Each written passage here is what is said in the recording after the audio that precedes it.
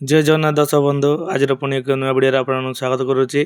आज वीडियो माध्यम आम एकादशी कहीं करने उचित से विषय जाना। एकादशी करने द्वारा कौन फल प्राप्ति हेब एवं एकादशी कहीं पालन करने उचित।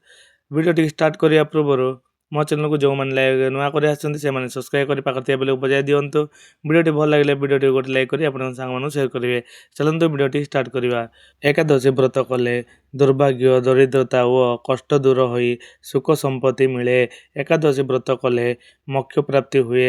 एकादशी व्रत कले तपस्वी विद्वान पुत्रवान व लक्ष्मीवान हेबार आशीर्वाद मिले।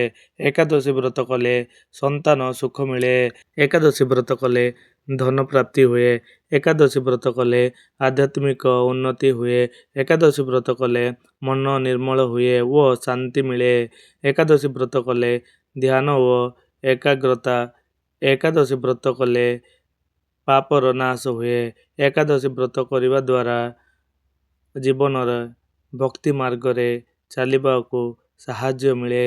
जीवन रे किछि ओषा व्रत करू कि न करू थरे एकादशी व्रत निश्चय करंतु आपण बहुत शुभ फल प्राप्ति करिवे। ओम नमो भगवते वासुदेवाय कृष्णाय नमो नमः। मु आशा करुच्ची भिडियोटी आपको भल लगी। जब ये भिडियोटी भल लगे भिडियोटी गोटे लाइक कर आप सामान सेयार करूँ। ये वीडियो देखापी मो चैनल को सब्सक्राइब कर पाखे बेल को बजाय दिंतु। जय जगन्नाथ।